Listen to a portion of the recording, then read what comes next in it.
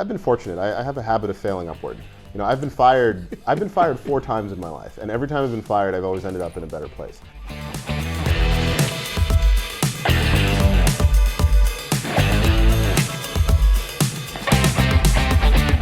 Let me thank you for taking the time to be here. Oh, of course. We just ran into each other. Total serendipity. Had no clue. Now, I saw you a couple of times when you came here at the beginning, and I think I came straight up to you and spoke to you. Of course you did, yes. Right? Very personable. I said, how are you doing? How are you doing? And, yeah. And you have are those a rosary? Yes, yes. I keep this with me, and it sort of it gives me the right headspace. You know, it helps me remember to not be strange or unusual in my humor, to have the right values. You know, I keep it with me all the time, and sometimes I wear it on my hand. It's just a good kind of mental health thing. Well, now let me tell you this. Now, there's one thing too, because of we're different in here. I'm the age of your father. You said your father's 70 what? Yes, 72. So he's 2 years older than me. Okay, okay. You don't look a day over 40. Seriously, so he's great. a 1950 baby. Was yes, your yes. And I'm or 52 50, baby. Well, 50, yeah. Okay. Yeah. So I'll be 71 this year. Yeah, he will turn 73 in December. Now let me ask you this: how did you get around? Because the way that you have your hair, and everything. No, I'm just asking the way you have your hair, and you also have a beard. Yeah. When I was growing up, I couldn't do that. Yeah. And get away with it. Yeah. I was a little bit more clean cut originally. What made you? What made you? First of all, before we get into sure. First of all, tell me, where were you born? I was born in Saskatchewan. I was born in Saskatchewan, Canada, in 1985. Didn't stay there long. We left there when I was 1, and I grew up mostly in New York, all around the tri-state area. We were in Jersey for a bit. In Teaneck, we were on Long Island for a while, we were in Brooklyn for a while, and I actually went to NYU. I went to college there, my undergrad, where I studied education and music. Now let me ask you this, how many siblings do you have? Altogether, well, officially 3. I have 2 older brothers and 1 half-sister, and then there's other family, cousins and family friends who lived with us for a while, but yeah, officially 3. Mom and dad still together? Yes, still together. Been rocky, but they made it work. So, you said you have 2 older brothers? 2 older brothers, yeah. I'm the youngest. 1 younger sister? No, 1 older sister. I'm the baby. You're the baby? Yes. 4? Yes. From mom and dad? Yes. My sister is actually technically a half-sister, but... On whose side? On my father's side. On your father's side? Yeah. So actually, between your mother and father, they had 3 boys? 3 boys, yeah. We can only do boys. I have 2 sons as well, and so we can't seem to make girls in this family. That's what happened with me, because I have 4 sons. Yeah. And but I came from a family of me and my older brother, myself, and then 2 younger sisters. Yeah. So tell me this: you grew up in, you were born in Canada, but you grew up in New York. Yes, grew up in New York. Went to college there. Spent the first 21 years of my life mostly there, and then I came to Japan for the first time when I was 21, right after I graduated, and I taught English for a little bit. Because I had a degree in music and English, and I just wanted to travel and see the world. And it was a great way to just travel in those days. It still is, just teaching English. So yeah, that's when I first got acquainted with this country back in 2006. Okay, well tell me this. When you were a little boy, when you were growing up, were you more academic or were you more physical? Academic, definitely. And that's actually that's my grandmother's fault, because I have flat feet. I'm not going to show you, I'll spare you. Okay, my sister has flat feet. Yeah, as a result, I get aches in my ankle. I couldn't run very well, couldn't walk very well, so it kept me inside doing nerdy stuff, basically. From when you were young, so you remember that being in elementary school? Yeah, so you didn't do sports at all? Not a lot. I played basketball a bit in middle school, but I was always more introverted, more just into writing and music. I had an anime phase, as one is wont to do. But let's get back to elementary school. So in your elementary school, were you close with your brothers and your sisters? Yeah, we got along all right. My older brothers looked out for me, and I was, inspired by their example. They were also very academic. My eldest brother went to Harvard. So they were flat-footed too? No, they weren't. They had arches, and they did more sports than I did. They did basketball and soccer. But they were also very smart. My oldest brother went to Harvard Medical School and Harvard undergraduate. Really, really smart. And everyone's successful. I mean, my sister was a lawyer and a photographer. My other brother is a business exec. So they all have done well. And everyone's doing okay? Everyone's doing great. Everyone's doing great. Do they all have kids? No. My 2 older brothers don't, but Did they get married? No. My older brothers are in their 40s now. They are dedicated bachelors, much to my parents' chagrin. But my older sister is married and has 3 kids. 3 kids. All boys.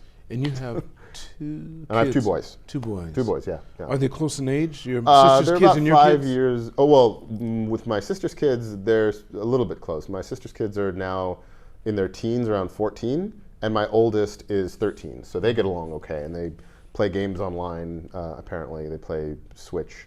And my youngest is about to turn 8. So, okay. Yeah, 2 boys. So when you were a little kid, so you didn't play sports so much, but what kind of books did you get into to start off with? What were your favorite books? Stuff that I probably shouldn't have been reading. When I was in early elementary school, I read Jurassic Park. I read a lot of books about oncology because my father was a cancer doctor. So I was 8 years old and talking about leukemia and breast cancer, and that's probably why I didn't have a lot of friends. At 8 years old? Yeah, I was a weird So did kid. you feel that? But you say you were weird, but did they diagnose you with anything as a kid? The only thing I was diagnosed with, which will sound maybe a little arrogant to say, but I was put in gifted classes because I tested very high on IQ tests, and I joined Mensa when I was young. So I scored 160, and I became a Mensa member. You scored 160? Yeah, on an IQ test, on an official IQ test. Okay, but then they put you in Mensa? Then they put me in a gifted program, and then later I joined Mensa, and so I made a lot of friends through Mensa, a lot of other really nerdy, pedantic, insufferable people. But it was good. It was helpful. But I thought you had to have more than 160 to get into You have Mensa. to score 98th percentile, which is 2 standard deviations up. If you start with 100, it would work out to about 132 IQ in order to be in Mensa. But that's a whole other can of worms. Right? Psychometrics and the validity of IQ and what actually it correlates with. Right. Long discussion, and I could go way down the rabbit hole on that. I read a lot about IQ and intelligence studies when I was in college. But that would really subvert this whole discussion, I think. No, let me ask you this: so growing up, and knowing that you got into Mensa, and knowing that you're really sharp, how did you handle yourself with other kids? Because they would pick on you, wouldn't they? A little bit, yeah. But I did find some other very nerdy friends to hang out with, and I didn't have a bad time in middle school and high school. You know, I had kind of my clique. But you knew how to handle yourself. Yeah, you knew how to handle get around myself. it. I was one of the only black kids in my school, actually. I went to a high school on Long Island in Suffolk County that was mostly white and Jewish and Italian kids. Because of your father's profession, you yeah, could live he there. was working there. He was working Did at your mother Stony work Brook. too? She worked too, yeah. She was a general practitioner. She was a primary care physician. And so they were both doctors. And I guess it's just good genes. You know, there's a lot of smart people in the family. My father actually also was absolutely brilliant. He did politics in Jamaica. He was a professional soccer player.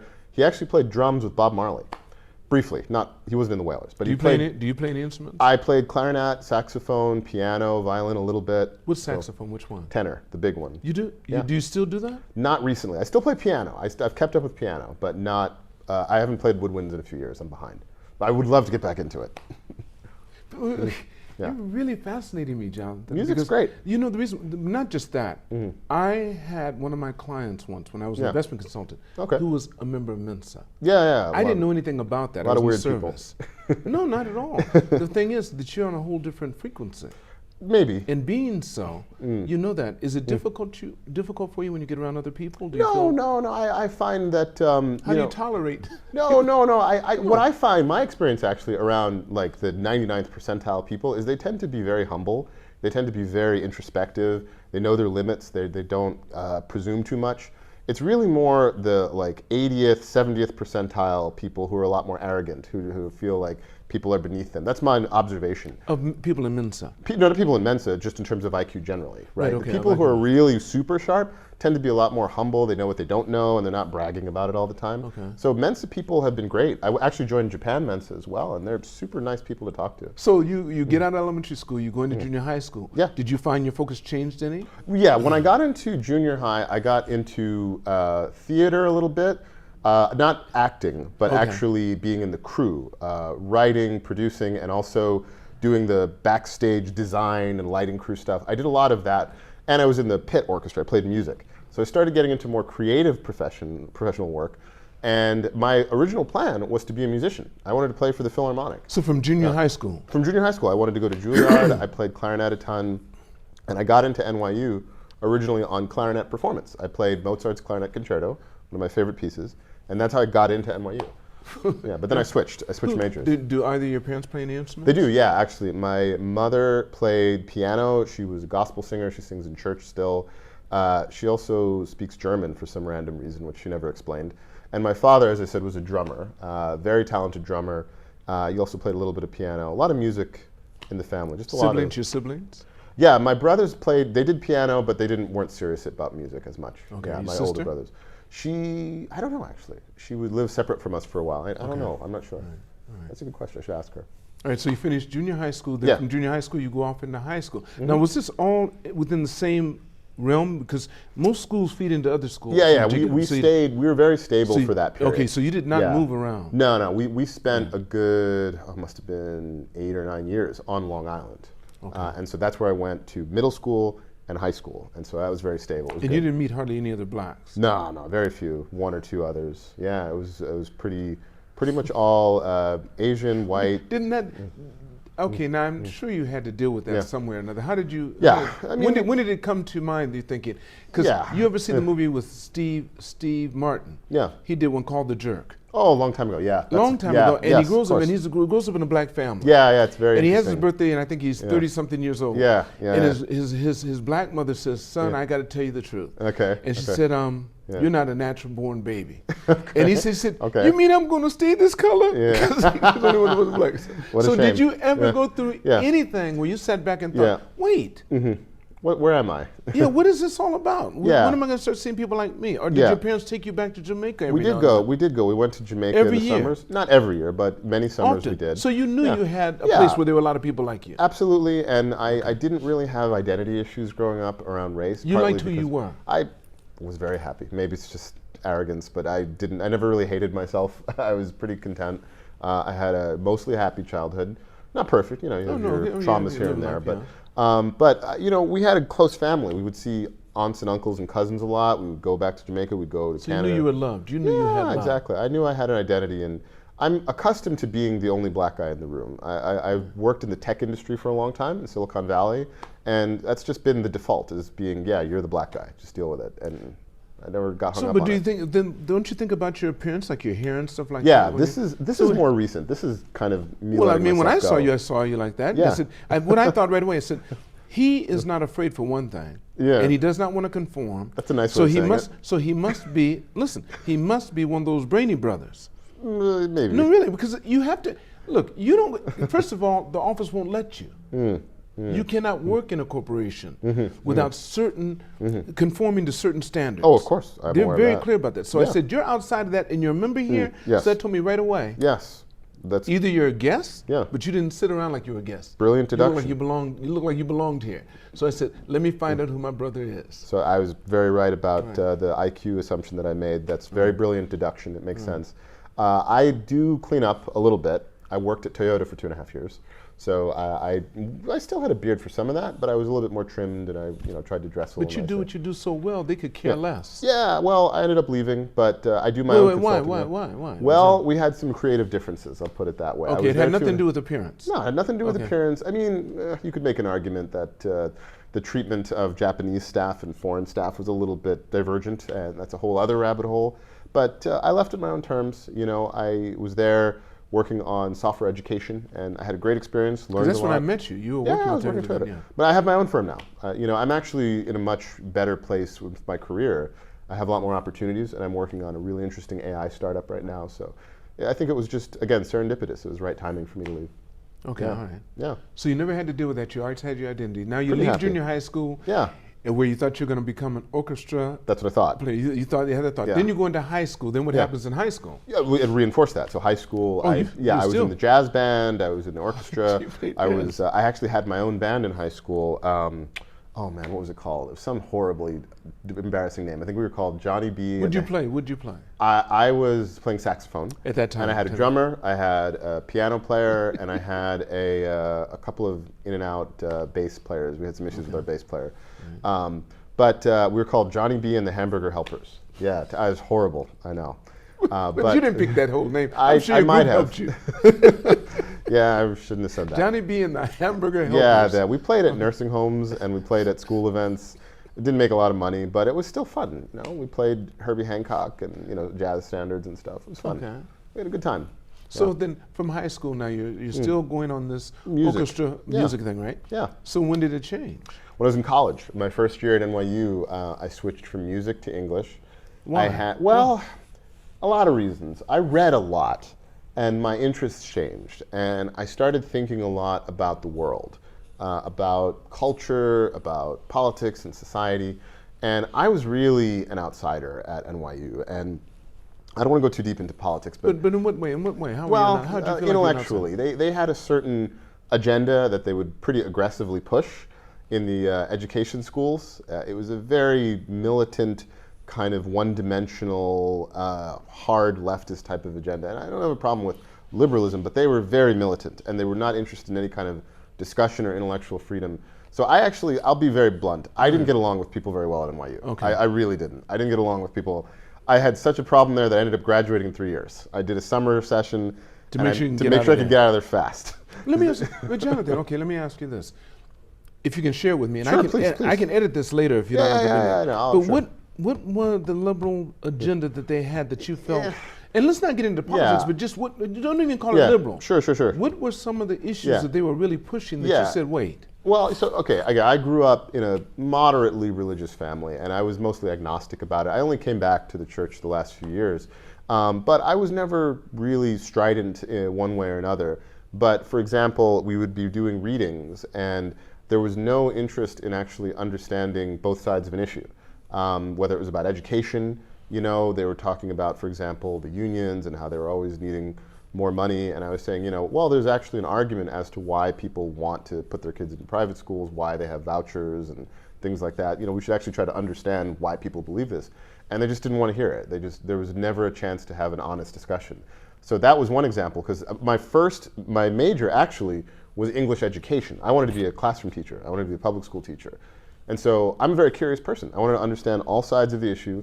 Why is it that you have people protesting at budget meetings? Why do you have all of this controversy about charter schools and things like that? I dig into it and I read and I go to class and I try to bring up these issues, and I would just get shut down constantly. And it drove me nuts. So that wasn't necessarily the school, that's who they hired. That's the professors, No, I don't want to speak too badly about all of NYU. I understand NYU is nice. right. But you weren't getting the right ones. Yeah, I didn't get, well, I had some good ones. My Shakespeare professor was amazing. He was one of my favorites. Was he really good? He was great, amazing. He gave a whole lecture about comparing Shakespeare to Seinfeld, and it was amazing. He was right on top of it. It was amazing. So he was good. And the music teachers were good as well. Okay. But some of the education professors, I didn't get along with them. So I graduated with a degree in English education, and I actually did teach. I taught in the city for a while. And it was not long after that I left to go to Japan for the first stint. What made you decide to come to Japan? Yeah, that's a great question. My parents were very against that. They were against it? They were against it. For what reason? They didn't want me to be so far away, and they thought it would disrupt my career, and they thought, they've never traveled here. They've never been here. They still haven't. I mean, it's ironic because they moved from Jamaica to the United States. They went very far away. Well, it's different, but they still were willing to leave their country.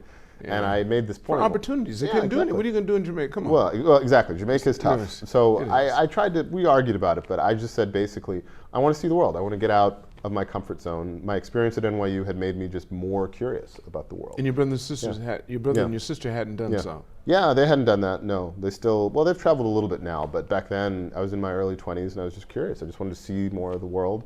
I was also a little bit of an anime nerd, I'll be honest. I thought it might be fun to come here and be able to play video games before they come out in the West. So now, how did you come over? Did you do it on your own? I was teaching. I got a job at an English school, and then later on, I got a job at a private school. I taught at Wayo Kudan Girls' School, and then another school called. This is in Tokyo? This is in Tokyo, yeah. Okay. I also taught at a school called Tokyo Jogakkan for a while. So that was another. These are like girls' high schools, and then also I did some. Conversation school. I didn't do Nova. What's that British one? Yeah, right, Nova. Shane or something. I taught there for a little bit. Right. So I did a lot of conversation schools and English teaching for about a year and a half.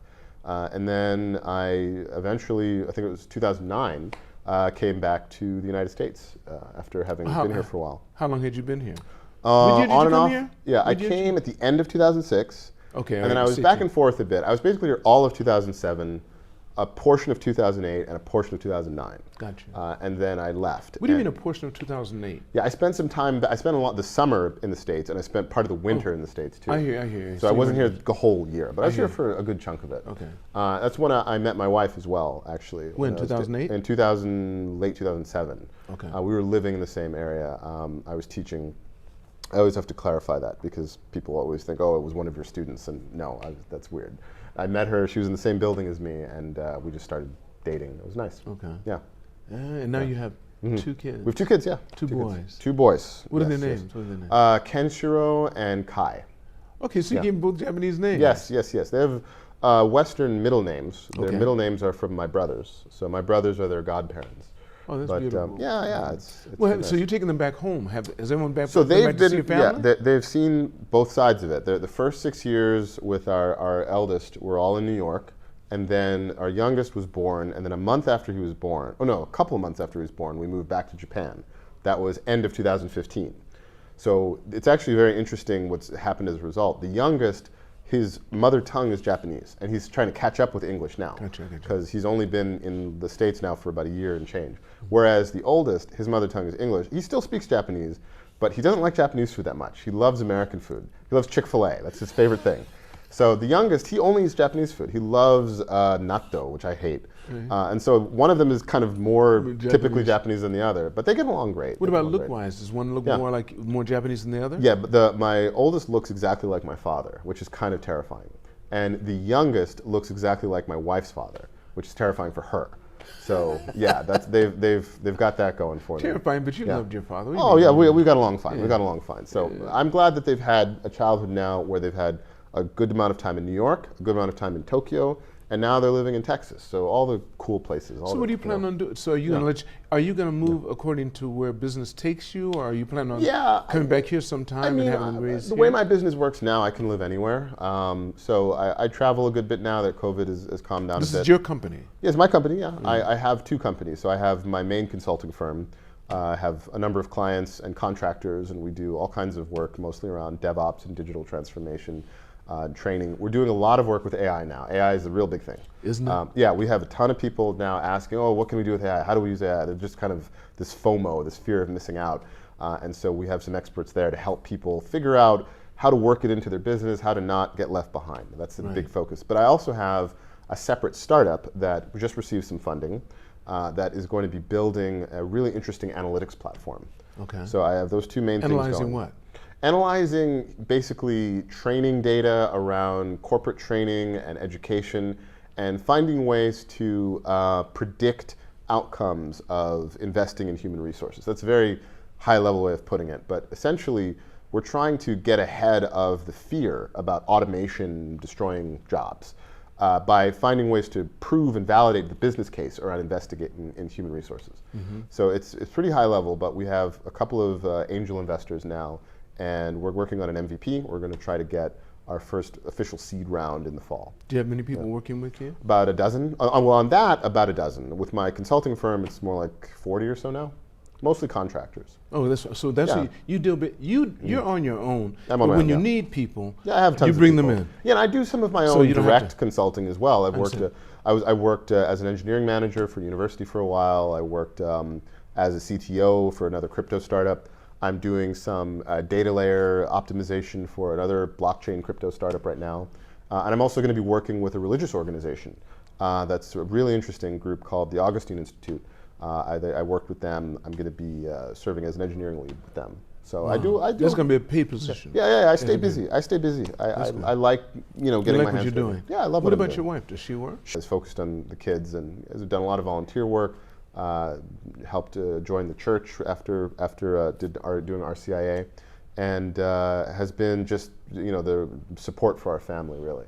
What about your language abilities? I speak English and Japanese. Obviously, my Japanese isn't as good as hers. Okay. But are you reading and writing as well? Reading and writing is okay. Yeah. Okay. Not. If you ask me to just write a kanji from memory, I may struggle with that. okay. But I can read okay. Okay. Yeah. It's been good. Yeah. So what are your aspirations for now? You're only 38 years old, right? Sure. Only. Yeah. I guess. You're only 38. Well, sure. I say that being someone who's 70. Sure.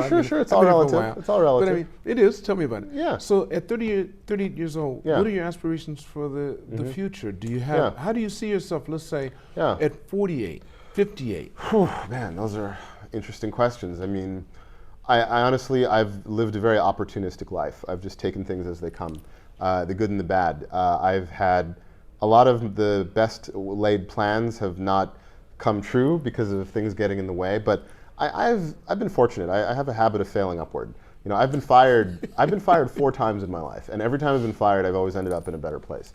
And one thing I've learned is I follow the advice of Eisenhower, who had this great quote. He said, that plans are mostly useless, but planning is essential. Talking about war, of course, right? Which is true. You know, you can't be too rigid in specifically what has to happen, but you do want to account for the future as much as possible. So when I think about my next decade or so, I really want to get into a paradigm of helping build companies, helping invest in ideas. You know, I'm getting away from the hands-on kind of hourly grind and getting into more VC work. You know, just I worry about the direction of society with certain cultural trends and also AI, and I want to try to make sure I leave my mark on the world for my kids in a good way. You know, we need to be very intentional about it. We need a third way. I don't think we can just drive endlessly toward automation. You know, I saw Sam Altman's great testimony before Congress, and I think that's kind of one vision. And then I saw there's a lot of reaction, there's kind of this Luddite fear of technology.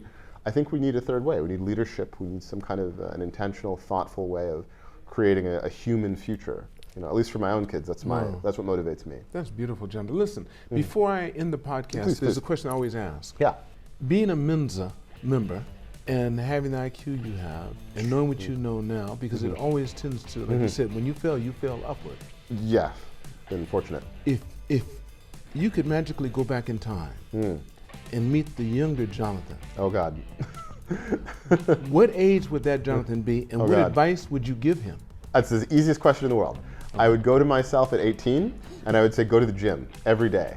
You are completely overweight, you're a miserable, greasy piece of crap. Go to the gym and work out. That's the one regret I have in my life, is that I am in terrible shape. So that's the only thing I would change. It's the most important thing. Health, it gets so much harder as you get older, so yeah. Tell me about it. Yes, that's the main thing. I've been going to the gym every day the last few months, and it's been getting better. I've started a new diet, you know, and it's getting better, but I was in terrible shape in my 30s and 20s mostly. That's the one thing I wish I could go back and change. All right, Jonathan, I want to thank you so much. Yeah, thank you. Thank you. I really appreciate it. Yeah, absolutely, absolutely. This has been great, and I want to just extend my appreciation to you. I really love the club. I don't know how much we should talk about that, but you know, the American Club, it's been a great, great home away from home during my time in Japan.